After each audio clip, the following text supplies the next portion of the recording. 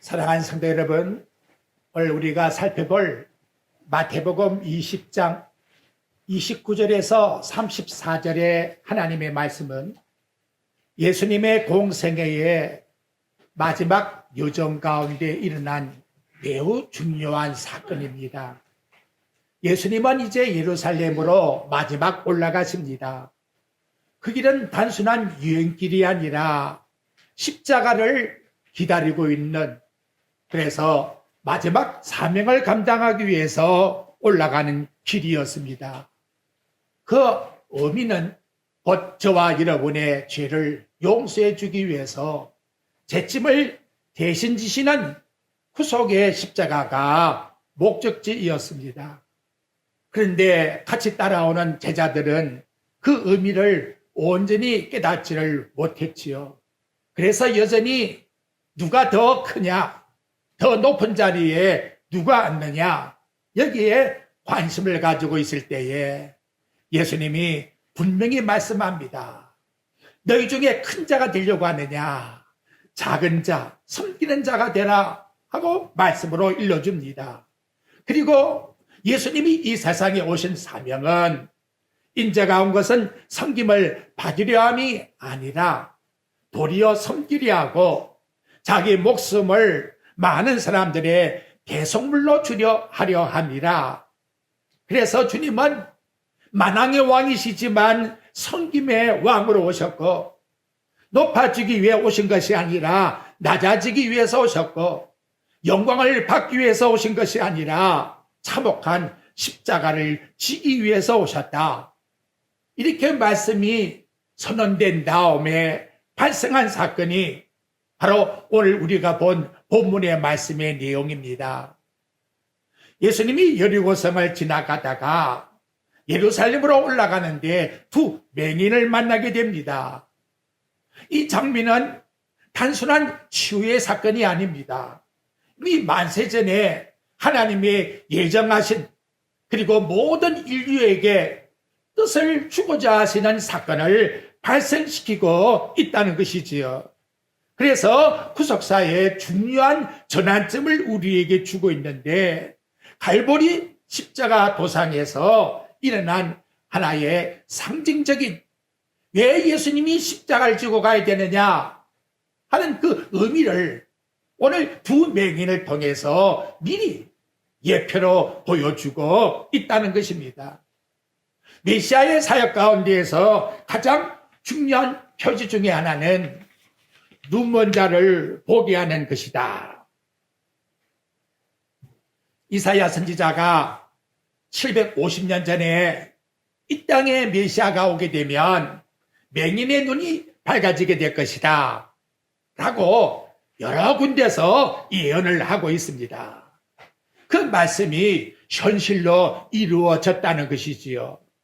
단순히 두 사람의 맹인의 눈이 뜨게 되었다, 그런 사건의 초점으로 볼 것이 아니고, 하나님이 창세전에 예정하신 구원의 계획대로 죄 가운데 있는 우리 인간이 어떻게 구원을 받을 수 있는가, 그래서 영적으로 맹인된 인류를 대표로 해서 두 맹인에게 구원의 빛을 비춰주시는 새 시대의 소막을 열어주는 사건이라고 일러주고 있는 것입니다. 우리는 여기서 중요한 질문을 던지게 됩니다. 과연 누가 예수를 제대로 보고서 믿고 있는가? 당시에 눈뜬 사람들, 바리새인들, 서기관들, 제사장들이었는가? 아니면 눈이 먼 오늘 본문에 나타나고 있는 맹인이었는가? 세상적으로 볼 때에 아무것도 가지고 없는 거지 불쌍한 사람들이 오히려 구원의 길을 붙잡았고, 그리고 예수님이 다윗의 자손 메시아라는 사실을 알게 되었다는 것입니다. 이건 여러분 과거의 사건으로 돌릴 것이 아닙니다. 동일하게 현재 나에게 이 질문을 던져보셔야 합니다. 나는 예수님이 십자가 지고 가는 이 사건이 나에게 어떠한 영광을 주고 있는가? 예수님이 십자가 지고 골고다로 가는 여기에 내 소원의 성취를 위해서 그분을 찾고 있는가? 아니면 나의 성공을 위해서 그분을 찾고 있는가? 아니면 맹인같이 정말 다윗의 자손 메시아라고 기다리다가 그분이 나를 구원하신 구원의 주라는 사실을 깨닫고 당신이 내 눈을 뜨게 해줘야 나는 당신을 따라갈 수가 있겠습니다 라고 하는 간절한 진정한 소원을 가지고 우리 주님을 따르고 있는가? 이 한 시간도 우리의 구원해주는 바로 십자가 지고 올라가신 예수님 뿌리란 사실을 깨닫고 우리 주님께 더 가까이 나아가는 성숙된 믿음의 성도들이 되시기를 주의 이름으로 축원드립니다. 두 번째 드리고 싶은 말씀은 하나님은 두 맹인에게 어떤 은혜를 주었을까? 분명히 여러분 하나님 앞에 신령한 복을 받는 자는 하나님이 분명한 은혜를 이미 그 마음속에 작용시키고 있다는 거지요. 그것이 첫째가 뭐냐? 두 맹인은 예수님을 사모하고 있었다. 그 사모라는 것은 기다리고 있었다는 것을 나타내주고 있는 것입니다. 30절 말씀에 보면 맹인 두 사람이 길가에 앉았다라고 상황을 설명하고 있습니다. 길가에서 생기를 구걸하기 위해서 앉았다. 이렇게 생각할 수 있지만 이 맹인은 여러분 두 번씩이나 반복하면서 부르짖은 내용이 있습니다. 30절 하반절에도 다윗의 자손이요. 31절 하반절에도 불쌍히 여기소서 다윗의 자손이요 라고 말씀하면서 그 길가에 앉아 있었다는 것은 이미 이들은 메시아를 사모하고 있었다는 것을 우리들에게 일러주고 있는 것입니다. 동일한 사건이 누가복음 18장 37절과 38절에 나오는데 거기는 사람들이 그에게 뭐라고 했느냐? 나사렛 예수가 지나간다. 이렇게 일러줍니다. 나사렛 예수가 지나간다 했으니 뭐라고 해야 됩니까? 나사렛 예수요. 이렇게 부르짖어야 될 거 아닙니까? 그런데 그 이름을 듣고 맹인들은 뭐라고 부르짖었느냐? 다윗의 자손 예수요. 나를 불쌍히 여기소서. 우리를 불쌍히 여기라는 것이 아니라 나를 불쌍히 여기주소서 하고 각자 사모하는 마음으로 부르짖고 있다는 걸 우리들에게 일러주고 있는 것입니다. 그렇다 끝되면 오늘 본문 말씀에서 우리에게 보여주는 중요한 내용이 무엇일까요?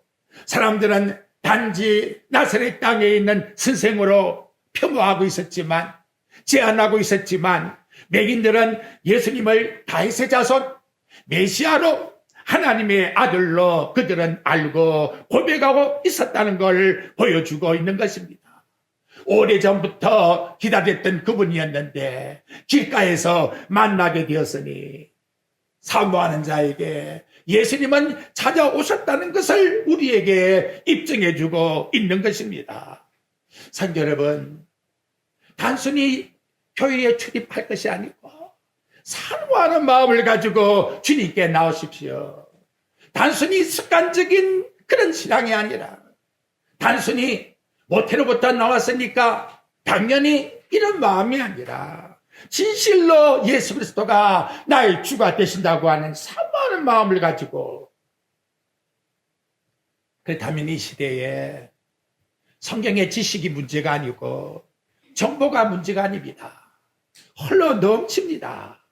중요한 것은 주님을 향하여 사모하는 마음이 있는가? 은혜 받고자 하는 마음 속에는 사모하는 마음이 있다는 거예요.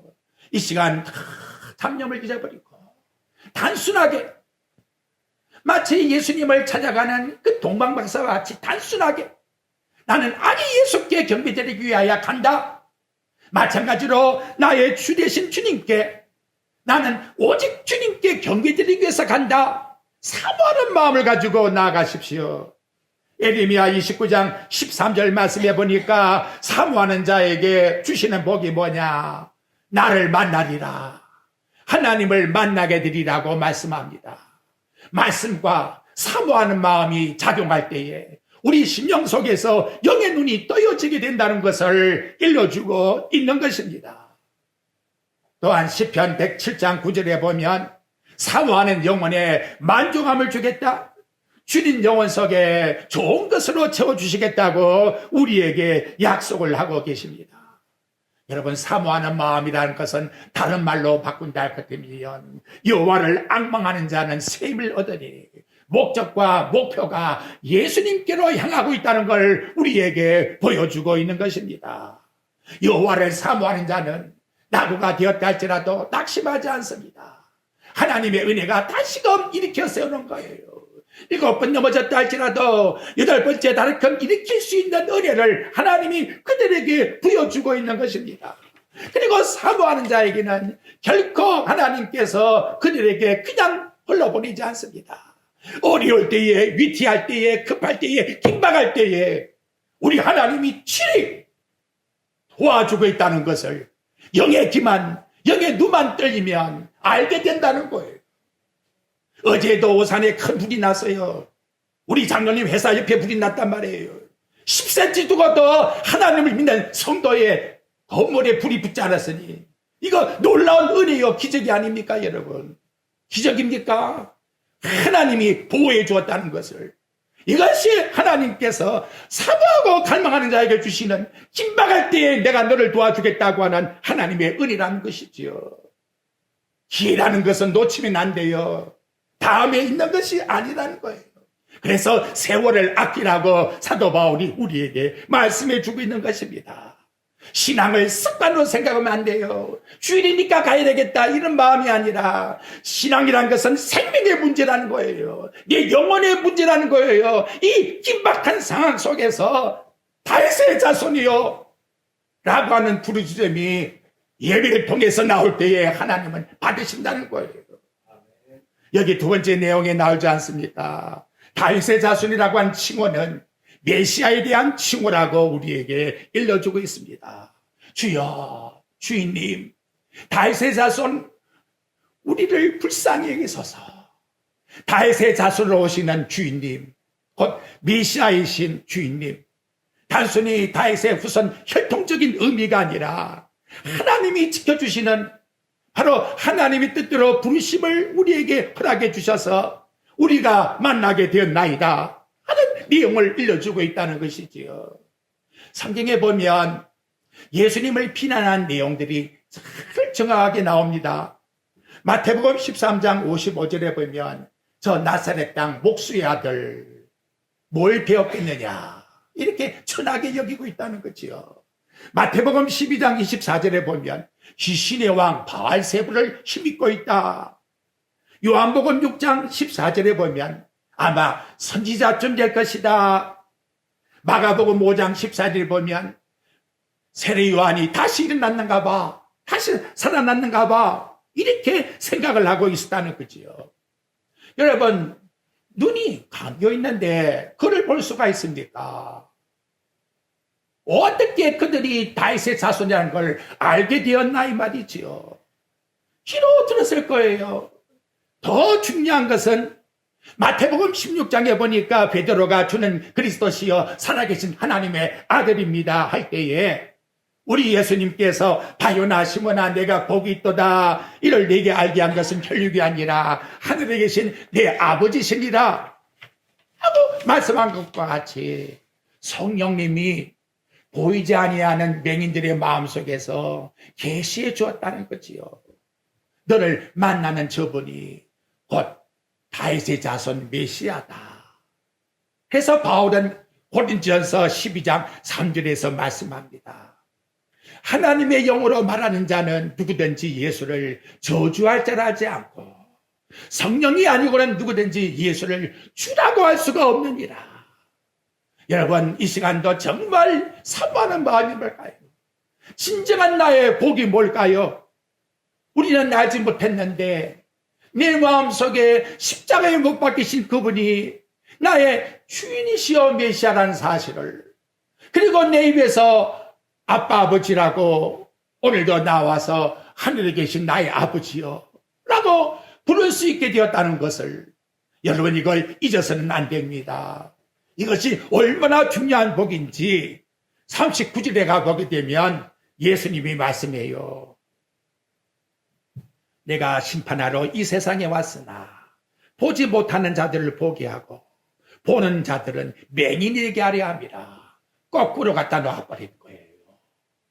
뒤에 있는 자가 앞에 있고 앞에 있는 자가 뒤로 가게 만들어 놓았다는 거예요. 보지 못하는 자가 보게 되는 사건을 예수님이 일으키기 위해서 이 땅에 오셨는데 바로 두 맹인에게 눈을 뜨게 주었다라고 이와 같이 일러주고 있는 것입니다. 하나님이 은혜를 주시면 아무리 방해한다 할지라도 반대한다 할지라도 간절히 더 찾게 된다는 것을 일러줍니다. 31절 보십시오. 무리가 맹인들에게 뭐라 합니까? 꾸짖어 잠잠하라. 이 인격적으로 이러면 되겠습니까? 보지 못하는 것도 지금 답답해 죽겠는데 꾸짖어 잠잠하라고 말씀합니다. 예수님이 당시에 인기가 있어 놓으니까 너 같은 소리를 이렇게 말하게 되면 우리에게 방해가 되지 않느냐. 그래서 꾸짖었을 거예요. 하지만 맹인들은 꾸짖으면 꾸짖을수록 어떻게 했다? 잠잠하라 할 때에 더욱 소리 질러 가로되 더욱 소리 질러. 나는 그게 아니야. 나는 예수님께 그렇게 나는 안 믿어. 당당하게 더 큰 소리를 질렀다는 거지요. 그리고 하는 말이 주여 주인님 우리를 불쌍히 여기소서 라고 말씀하고 있다는 것입니다. 방해가 많아도 장애물이 있어도 거기에 불과하지 않고 더 큰 소리로 부르짖는 이 마음 누가 주었을까요? 하나님의 은혜라는 거지요.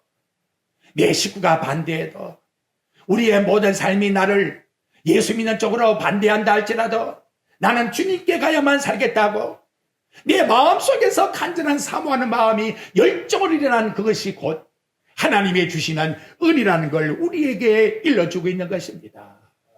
기도하다가 포기해버립니까? 누가복음 18장 말씀을 보십시오. 불의한 재판관에게 가부가 찾아가서 어떻게 합니까? 한 번 하고 끝나는 겁니까? 끝까지 찾아가서 그래서 항상 기도하고 낙심하지 말아라.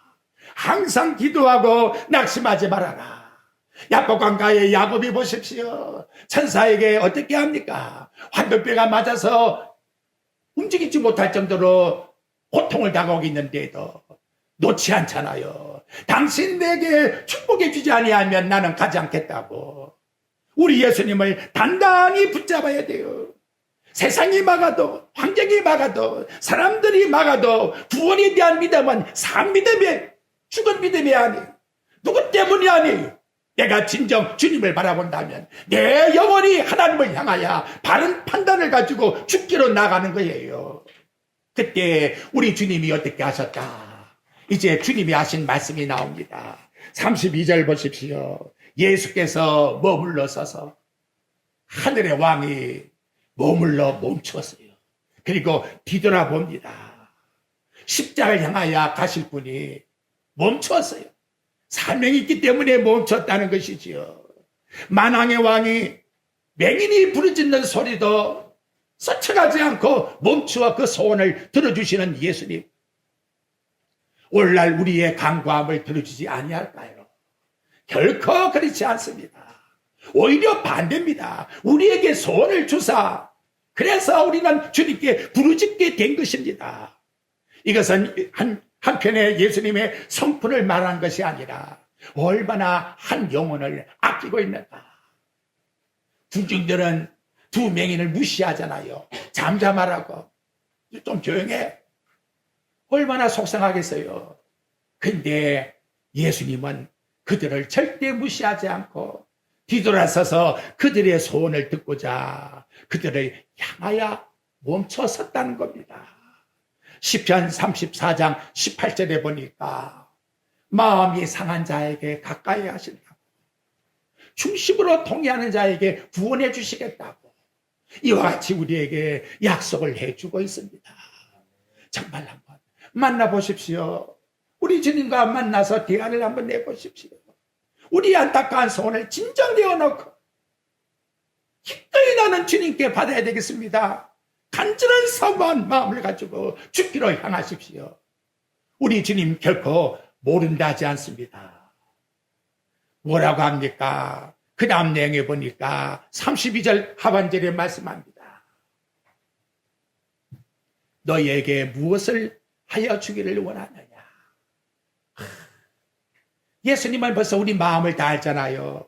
맹인들의 그 마음을 다 알고 계십니다. 근데 뭘 해주기를 원하느냐? 그 내용을 보니까 예수님이 맹인들의 그 소리에 귀를 기울이고 있었다는 걸 우리에게 나타내주고 있다는 거지요. 시편 116장 2절과 3절에 보면 여호와 하나님이 귀를 기울이고 너 기도 소리 듣기를 원하시며 그 앞에서 저는 완전히 죽었습니다. 내 기도는 왜 듣지 않느냐고 하는 그 마당에 하나님의 말씀이 나는 너 기도 소리 듣기를 원한다고 우리에게 말씀을 통해서 일러주니 정반대의 생각을 우리가 하고 있었다는 것이지요. 이 질문 앞에서 진정 우리 마음의 믿음의 목적이 뭔가를 확인해 보셔야 됩니다. 맹인들은 뭐라고 합니까? 주여, 다른 거 없습니다. 눈떠기를 원하나이다. 34절 3절에 그와 같이 말씀합니다. 주여, 우리의 눈떠기를 원하나이다. 돈도 가난한데 음식도 동정도 그저 예수님만 나 인정만 해주고 내 눈만 뜨게 해준다면 더 이상 바랄 게 없습니다. 시편 119장 18절에 보니까 내 눈을 열어서 주의 율법에 귀한 걸 보게 하소서. 여러분 눈을 뜨십시오. 이 삶 속에 생활 속에 현장 속에 와 우리 하나님이 이렇게 하시는구나. 눈을 뜨셔야 돼요. 눈을. 하나님이 얼마나 우리를 사랑하시는가를 작은 일부터 큰 일까지 왜? 우리 모니터까지 다 세신바 되었기 때문에 그 하나님의 세밀한 관계가 우리 삶 속에서 적용하고 있기 때문에 바울의 소리 뭐냐? 에베소 교회를 향하여 에베소 1장 18절에 말합니다. 너희의 마음의 눈을 밝히사 그의 부름의 소망이 무엇이며 성도 안에서 그 기업의 영광의 풍성함이 무엇이며 이걸 알기를 원한다고. 정말 눈을 떠서 우리 주님이 나에게 원하는 게 뭐냐?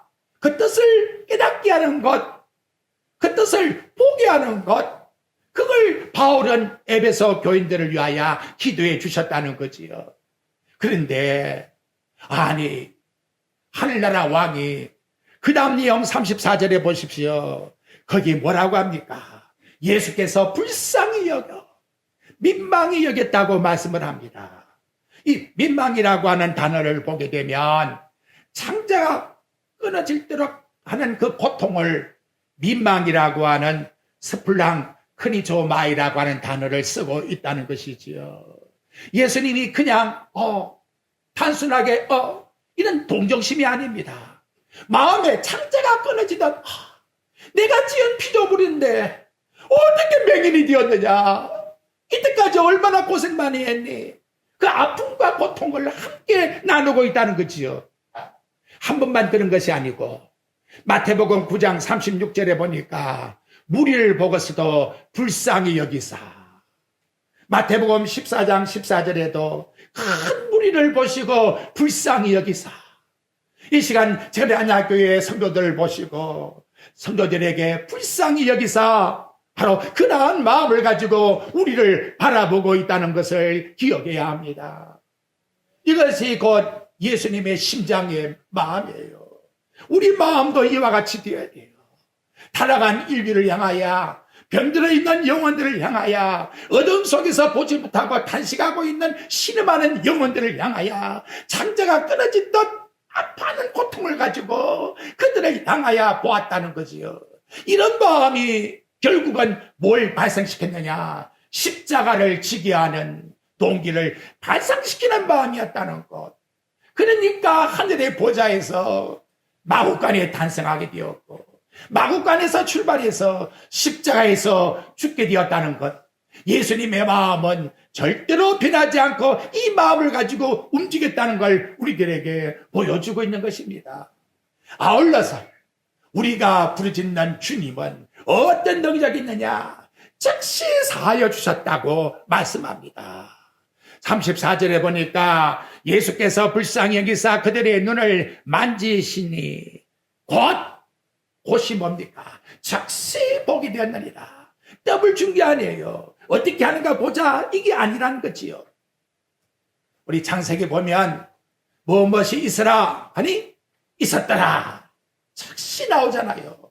하나님의 창조의 능력이 이와 같습니다. 그분이 지금 눈을 뜨게 만들었고요. 얼마나 놀랍습니까? 하나님의 구원 사역은 즉각적으로 일어나는 겁니다. 누가복음 23장에 구원받은 강도를 보십시오.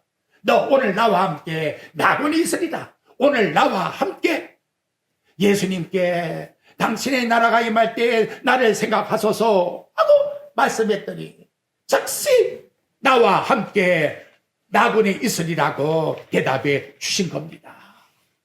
여러분, 신앙생활은 점진적이지만 도덕의 개선이 아니에요.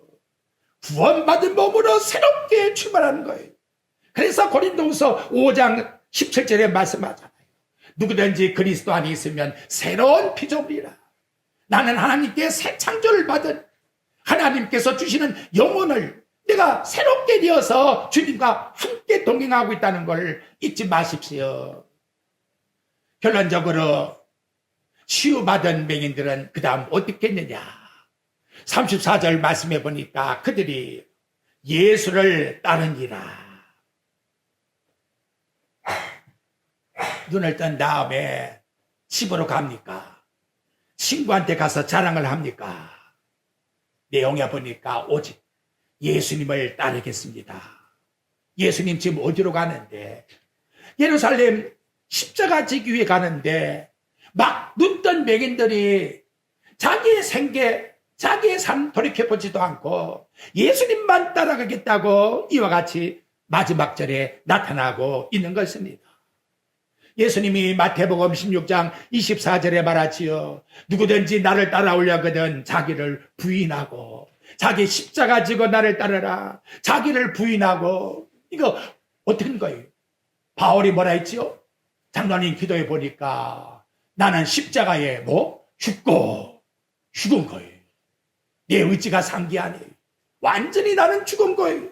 최종적으로 주님의 뜻대로 없어서 우리 주님이 요구함을 따라서 따라가는 것. 이것이 바로 하나님 앞에서 우리가 복받은 우리가 해야 될 사명이라는 것을 나타내주고 있는 것입니다. 치유함 좋은 거예요. 문제 해결도 좋은 거예요. 그러나 더 중요한 것은 진짜 우리 예수님만 의지하고 따라가자. 이것이 우리에게 진정한 복이라고 말씀을 통해서 일러주는 겁니다. 오늘 말씀의 결론을 맺어봅시다. 우리도 한때 영적으로 무엇이었다? 맹인이었다. 에베소 2장 1절부터 3절에 나옵니다. 너희는 허물과 죄로 죽었던 자들이라. 그리고 주신 말씀이 본질적 진노의 자녀들이다. 영적으로 하나님을 알지 못했던 맹인들이다. 우리는 하나님이 누군지도 알지 못했는데, 진리가 무엇인지도 깨닫지 못했는데, 구원의 길이 무엇인지도 파악하지 못했는데, 어둠과 죄 속에 앉아있는 우리를 예수님이 찾아오셨다. 그리고 나와 여러분에게 영의 눈을 뜨게 함으로 말미암아 이 자리에 앉게 해주었다. 다른 거 다 없다 할지라도 우리는 예수님을 충분히 따라갈 수 있는 자격을 얻은 거예요. 맹인같이 얼마든지 따라갈 수 있는 겁니다. 이 복을 저와 여러분은 누리고 있다는 것 기억하십시오. 아울러 하나님이 우리에게 긍휼의 풍성함을 베푸셨다. 에베소 2장 4절과 5절에 보니까 긍휼에 풍성하신 하나님이 우리를 사랑하심으로 우리를 그리스도와 함께 죽은 자 가운데서 살리셨다라고 말씀해 주고 있습니다. 나 하나 살리기 위하여 예수님의 마음이 창자가 끊어지듯 아프는 그 정도가 아닙니다. 나 하나 살리기 위하여 십자가의 두 손과 두 발에 못 박혀서 죽지 않았습니까, 여러분? 바늘에만 찔려도 아픈데 나를 구원하기 위하여 모든 것 다 희생했다는 것이지요. 그만큼 나와 여러분을 무하신다, 사랑하신다. 이 놀라운 하나님의 사랑을 절대로 잊으면 안 돼요. 예수님은 영의 눈을 뜨게 하기 위하여 오늘날에 하나님의 사역자들을 세우신 거예요. 그래서 바울은 왜 내가 나와서 사역자가 되었느냐?